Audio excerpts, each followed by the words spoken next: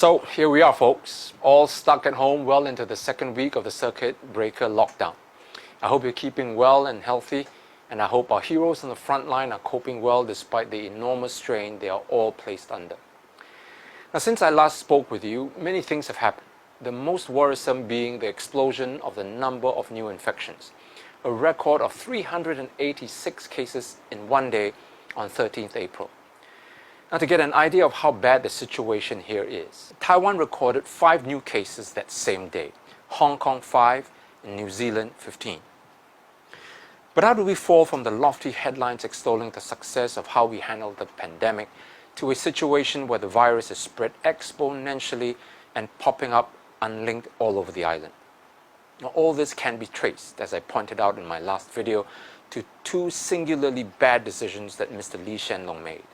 First, his call to people not to wear masks if we are well, and the second, telling people to go out and conduct our lives normally when he should have given clear instructions for everyone to stay home. But the bigger problem is that when he realized that he was wrong, he couldn't bring himself to tell everyone that it was the wrong advice, and then give clear instructions for everyone to wear masks. Instead, the government gave a neither here nor there statement that was as clear as the gravy in your mee siam. The government is no longer discouraging you from wearing masks. Now, even when ministers, including Mr. Lee himself, started wearing masks and announcing that as of 14th April, it was mandatory that everyone leaving the house wear a mask, the government was still insisting that it hadn't changed strategy in combating the virus, that it was proactive and always in control right from the start. Now, this is not nitpicking. There's a bigger and more serious point that needs to be made. It is this kind of attitude, the kind of attitude that cannot admit to wrong, the attitude of arrogance that comes with unchecked and unchallenged power that causes huge problems for this country. When you cannot admit to your mistakes, you cannot correct them. Let me give you an example. Mr. Lawrence Wong recently commented that if he had known that things could deteriorate so quickly in the foreign worker dormitories, he would have done things differently. And then he added, unfortunately, we do not have the luxury of the benefit of hindsight. Now let's take a look at this more closely. On February 6th, Mr. Wong and Minister Josephine Teo visited the Tuas View dormitory, one of the dorms now with several COVID-19 cases. And here's how the Straits Times reported the visit. Mr. Wong said there will also be tighter monitoring and enforcement of the leave of absence notice, which is required for all such workers, whether they are Singaporean residents or foreign work pass holders. If there was really tighter monitoring and enforcement, why did they also not ensure that steps were taken to prevent the situation from deteriorating? Warning signs were flashing. A Bangladeshi worker had tested positive as early as 9th February. Civil society organizations like the Transient Workers Count 2 were calling out the dismal living conditions in the dorms. The Diamond Princess cruise ship was showing the world that COVID-19 spread like wildfire in a crowded and confined space, and so on. Now, was this really a case of the lack of benefit of hindsight, or the failure to see what was painfully obvious, that the crammed and communal dorms were an accident waiting to happen? Now, Wong's and Teo's failure do not just affect foreign workers. It affects you and me, because these cases don't remain within the confines of the dorms. And because of this wild and crazy spread, here we are sitting in our homes in a lockdown. And that's not even taking into account the amount of damage the circuit breaker lockdown is inflicting on businesses and the economy. Again, it is the attitude that comes with these failures that is the problem. The inability or refusal to say, we failed and we take responsibility, we will do better, instead of coming up with the we did not have the benefit of hindsight excuse. As I said, it is the arrogance that comes with the unchallenged power that hurts the country. But why point this out now? Because the PAP is continuing its unwelcome attitude that doesn't help in the effective fighting of the crisis.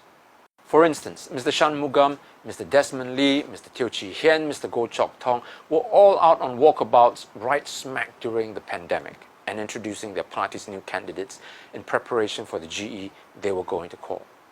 A whole bunch of women ministers and MPs organized a huge event preparing to introduce their new women candidates. Mr. Lee Hsien Loong himself was seen in his constituency in a crowded food center. And quite unbelievably, Dr. Chia Shi Lu and Minister Amy Khor both visited hawker centres for photo ops when Singaporeans are getting fined for flouting the rules. And as I said many times before, trust is not what you say, it's what you do.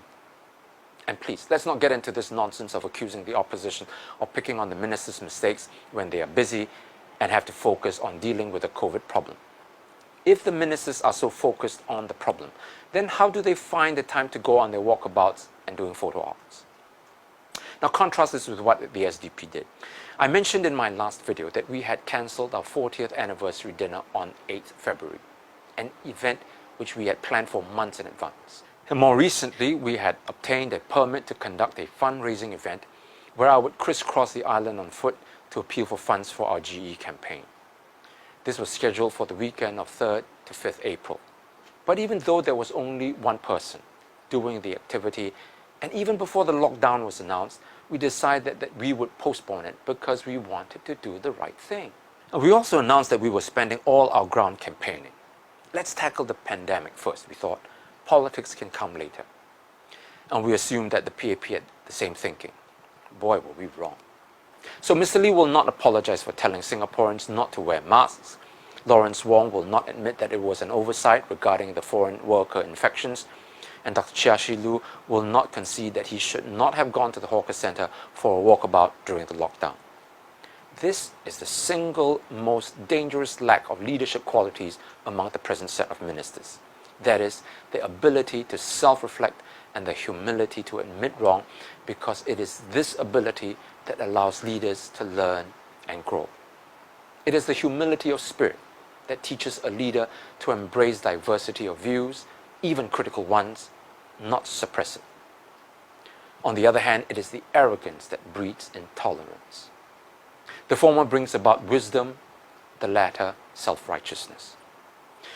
And it is this self-righteous arrogance, the thinking that power is an entitlement rather than privilege, that the idea that one has been born to lord over the rest of us, the abysmal attitude that fear and uncertainty are to be exploited in an election during a crisis, that is the biggest danger to our nation going forward.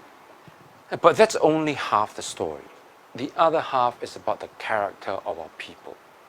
And whether we exercise the power we possess like proud and intelligent citizens, or cower like serfs with neither will nor hope, will determine whether this country succeeds or fails.